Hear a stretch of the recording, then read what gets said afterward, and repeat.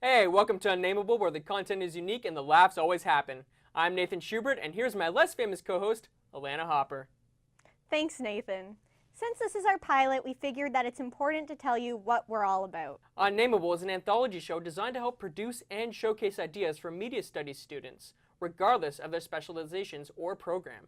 Students from each stream gather together and pitch their ideas as a group, and we make them a reality. The shows will be bi-weekly, so make sure to always come back and check out what the next show has. And without any further stalling, let's get started. Our first segment comes from the brilliant minds that brought you, well, they haven't really done anything up to this point, but you know what, that doesn't matter, because we're about to see a maniac on the dance floor, and Kevin Bacon can only wish to be as good as her. From Mallory, Evan, Alana, and Alex, give it up for our resident contemporary dancer, Leah.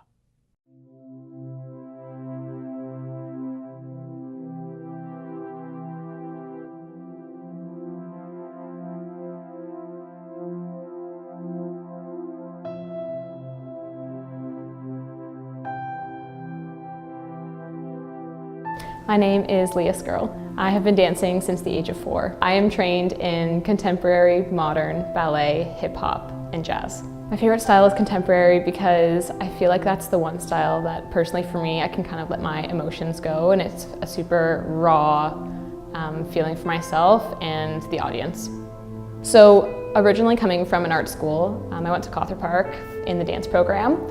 And I knew from when I was younger, I was like, I'm for sure gonna be a dancer when I grow up. I want to be like an 85-year-old rock star dancer. And that's what I thought I was gonna be doing for the rest of my life.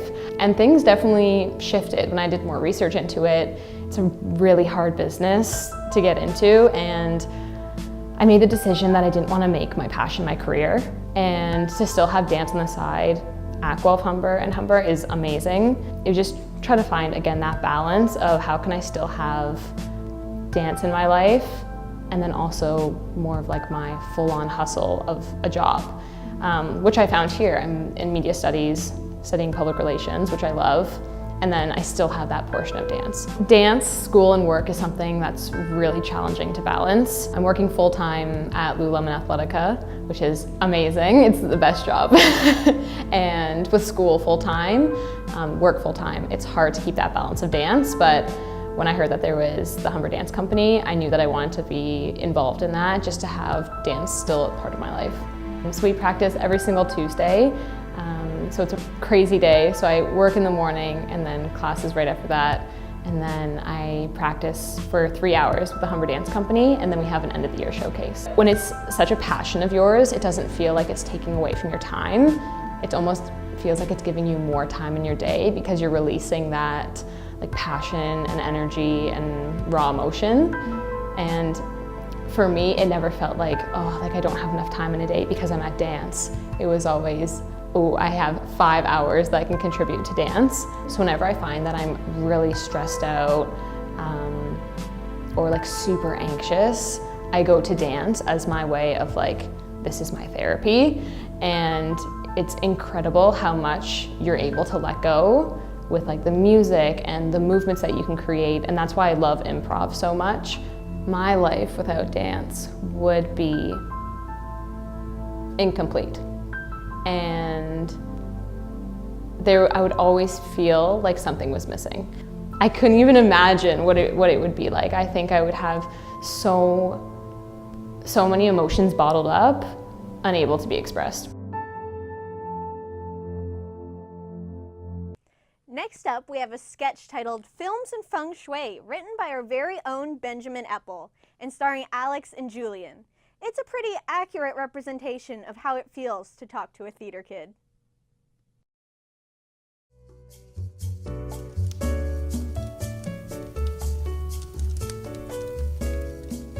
Hello, and welcome back to Films and Feng Shui, the show where we examine and delve into the superfluous meanings of independent, celebrated films. These pictures break the grounds of what is real and what the human experience truly is about. I'm your host, Cliff Patricks. Please enjoy this week's film. Ow! Right, here to discuss this work of artistry is celebrated filmmaker Jean Joseph. Welcome, Jean. Thank you for recognizing my gift. So your film that we just viewed before you arrived, The Oppression of Human Ambiguity. Yes, truly my greatest work, without a doubt. The film it's but a muse, and I am the humble canvas. Okay, yeah. So let's really talk about the film. What was your inspiration for it? I'm so glad you asked. I've always been completely taken with the suffering and tragedies of humanity, you see. And with this, I really hope to explore the foundations and inner fallacies of capitalism and other economic systems that really and metaphysically eroded the human spirit. Life is shown to be but a jest, and I want the viewer to feel a certain sense of almost eroticism. You know, I want those that view this to completely high on the ecstasy of newfound enlightenment into their own perilous mindset and so cautionless situation. Yeah. I don't believe in classifying film by genre. It exists and it doesn't exist all at once. You have to fully and truly put yourself into the mindset of the avant-garde. In which case, your mindset wouldn't exist at all. I aim for an elegant story-driven prose that is subsequently hard for even the most experienced viewer to grasp. It may even be difficult to grasp their own emotions. It's charged. It really is. Is there anything special the viewers might have missed? Maybe a hidden gem that passed too far to catch? Yeah, indeed. Well, especially I want them to notice that the real thunder-like crackling of revelation that's brought about by the maturation of dissemination of information into the Western culture about the plight of the Mongol nomads. Can we play that film back again? Yeah, I think I missed that part, so. Ow! This is unbelievable! That's not my film! Oh, thank God. I'm so sorry. No, it's all right. I just, It's bad, right? wow. It's atrocious. Oh my God, it's so bad. It's just, what was that? This is coming as a relief. It's like some kind of movie maker film, so. Yeah, wow, that's not my work of art at all. Can we get John's film on now, please? Thanks. Thank you. Our apologies, dear viewers. Please enjoy.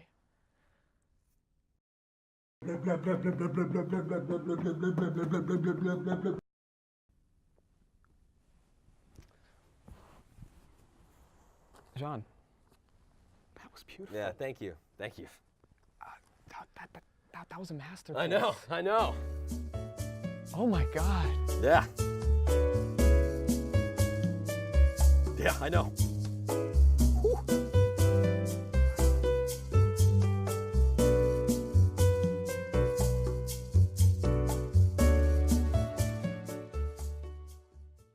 And that's all the time we have for today, but check back in 2 weeks for our next episode.